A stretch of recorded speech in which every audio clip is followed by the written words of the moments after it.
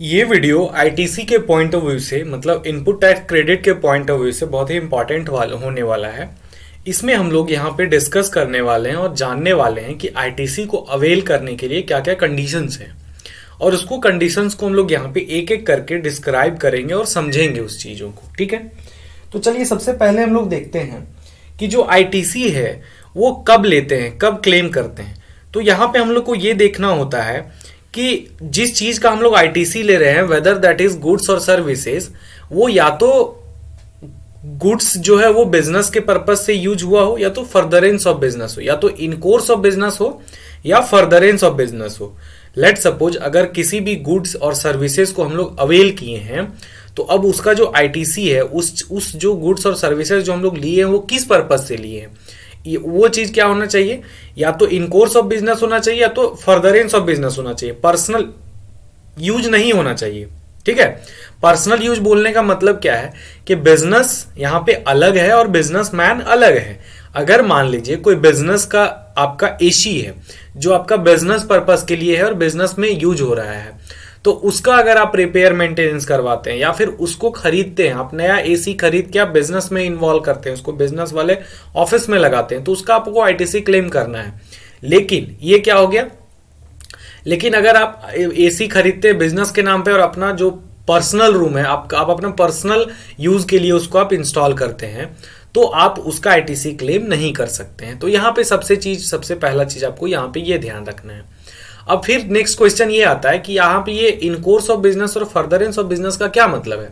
तो देखिए, इन course of business का क्या मतलब होता है, फोन खरीदे फोन बेचे, मेरा फोन का डिस्ट्रीब्यूशनशिप है, तो ये इन कोर्स ऑफ बिजनेस हो गया। लेकिन जब ये फोन खरीद रहे थे और बेच रहे थे तो इस केस में हमको और भी चीजों का रिक्वायरमेंट होगा ना। जैसे मान लीजिए हमको बिलिंग के लिए टैली खरीदना है, कंप्यूटर सिस्टम खरीदना है, प्रिंटर खरीदना है, तो हम क्या कर रहे हैं, प्रिंटर खरीद के बेच नहीं रहे, कंप्यूटर खरीद के बेच नहीं रहे हैं, लेकिन बिना कंप्यूटर प्रिंटर का मेरा जो बिजनेस है वो नहीं चलेगा। तो इसलिए हम लोग को बोलते हैं ये जो हुआ ये फर्दरेंस ऑफ बिजनेस हुआ। तो इसलिए आपको यहां पे ध्यान में रखना है कि ऐसा कोई भी गुड्स और सर्विसेज जो in course of business whether furtherance of business में इन्वॉल्व हो रहा है अगर, तो उसका हम लोग आईटीसी क्लेम कर सकते हैं। तो ये चीज अब हम लोग देख लिए।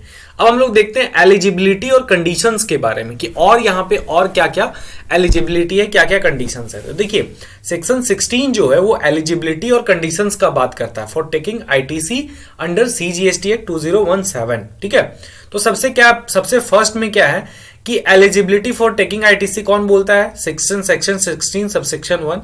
कंडीशंस का बात करता है सेक्शन 16 सबसेक्शन 2 विद रूल्स 36। फिर बोलता है ITC on capital goods plant and machinery, ठीक है, वो सेक्शन 16 सबसेक्शन 3 बात करता है।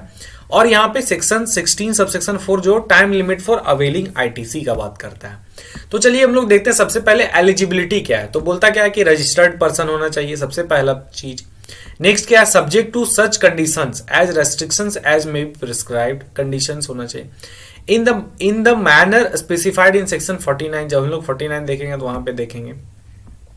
फिर बोलता है be entitled to take credit of input tax charged on any supply of goods और सर्विसेज और both to him which are used और intended to be used in course of business और फर्दरेंस ऑफ बिजनेस, जो भी हम लोग समझें। ठीक है, नेक्स्ट बोलता है the said amount shall be credited to the electronic credit ledger of such person, वो इलेक्ट्रॉनिक क्रेडिट लेजर में रिफ्लेक्ट होना चाहिए। ये था एलिजिबिलिटी। कंडीशंस को समझिए, यहाँ पे बहुत अच्छा चीज है। कंडीशन क्या है, बोलता है गुड्स मस्ट बी रिसीव, बोलता है गुड्स रिसीव गुड्स और सर्विसेज, है ना, क्रेडिट ऑन एडवांस और नॉट। तो इसका सिंपल आप इस तरह समझ सकते हैं कि आपको गुड्स और रिसीव जो है वो मस्ट बी रिसीव्ड हो जाना चाहिए, वो आपका अवेल्ड होना चाहिए। ठीक है, जैसे अगर कुछ गुड्स खरीदे तो आपके पास रिसीव होना चाहिए, सर्विसेज है तो उसको आप अवेल्ड हो जाना चाहिए। तो फर्स्ट कंडीशन ये है। सेकंड क्या बोलता है, pay tax charged on which credit is taken, credit not available if supplier has not paid tax to the government. अब मान लीजिए जिस सप्लायर से मटेरियल खरीद के लाए उस पे हमको क्या करना था, हम तो पेमेंट कर दिए सप्लायर को बिल के साथ टैक्स अमाउंट। अब सप्लायर क्या किया कि उसका पेमेंट नहीं किया टैक्स गवर्नमेंट को। अब टैक्स गवर्नमेंट को पेमेंट नहीं किया, इसका क्या मतलब है कि वो अपना 3B फाइल नहीं किया। तो इस केस में भी आप आईटीसी क्लेम नहीं कर सकते हैं। नेक्स्ट क्या है, file the valid returns, no credit in case of invalid returns. अगर वो गलत रिटर्न फाइल किया है तो उस केस में भी आप अपना आईटीसी क्लेम नहीं कर सकते हैं। नेक्स्ट है पोजेज क्या है, possess invoice credit note other tax paying document, rule 36(1).